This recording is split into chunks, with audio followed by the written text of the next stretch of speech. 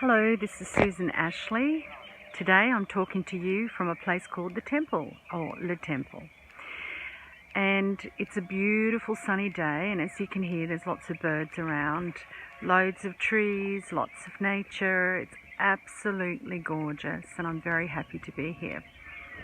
Having a little bit of a respite before I go to Luxembourg and commence what I hope to be a busy life.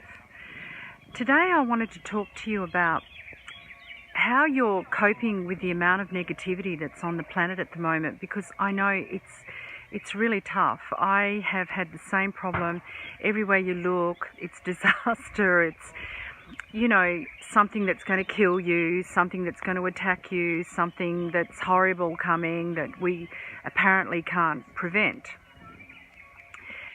And I'm in communication with spirit a lot. I'm also in communication with different beings from, let's say, different planets. And they all give a pretty similar idea of how to cope with this and what's going on. So the first thing is your frame of mind. It's really not to focus on the negative, to actually know that it's there. So it's not about denial. It's not about hiding or putting your head in the sand. It's acknowledge that it's there. If you're an alcoholic, you can't cure yourself unless you acknowledge that you have a problem. So first we acknowledge the problem. And then we say, what can we do about it? Well, I can't do anything. I'm just this one person who wants to live a life without, thousands of chemicals going in my body and being told how I can talk, how I can dress, how I can react to things. So sometimes you feel a bit isolated, so then we join groups, and those groups have power. They have a great deal of power. But there's something I wanted to talk to you about the groups too, is because what I've noticed is if the group is only concentrating on the problem and not concentrating on the solution, then all you're doing is energetically enhancing the problem. So you acknowledge the problem. You acknowledge there's a situation, and then you have to find a solution. And sometimes the solution seems really evasive, like you don't know what it is. You've got no idea how you can help yourself. So in that case, it's about going into the stillness of yourself. Now, we're moving into a time when when we as human beings will start communicating from our heart and living from our heart. So resolving problems from our mind isn't working. So if you can't find a solution that seems obvious to you, to find a light way of getting out of it, then go into your heart. Sit, meditate in your heart. I've shown you methods to do this, but there's plenty on YouTube you can find. Go into your heart, listen to your heart. On the in-breath, I go to my heart. On the out-breath, I sit in the stillness of my heart. So start doing that, and then go into the oneness of the heart, just the feeling of the heart, taking your breath there, your awareness there, and just sit there. Don't search for an answer. Just go in with the intention to finding a solution. What I find interesting is the heart already knows the solution. If you want a planet that is unity consciousness, you cannot create it from the mind. You have to create it from the heart. And if you're going to be part of the solution, you need to go into your heart. Now, I'm going to be talking a lot more about these methods and how to do this over the coming months.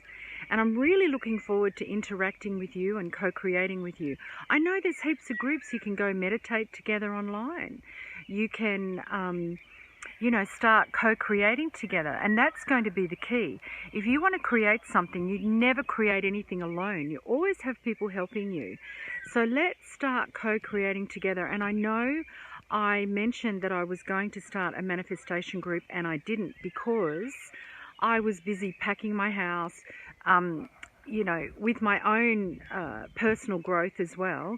And I probably spoke too soon about that, which I can do, because sometimes when you see things in the future, you immediately go on, you think it's going to happen straight away, and it takes a little bit of time. So I'm really sorry about that. But once I get settled in Luxembourg. That's where I'll be settled. At the moment, I'm in Croatia. I'm then going to Slovenia, and then I'll go to Luxembourg, and I'll be more settled there, and I can start creating these groups online when I have more of a foundation to do so.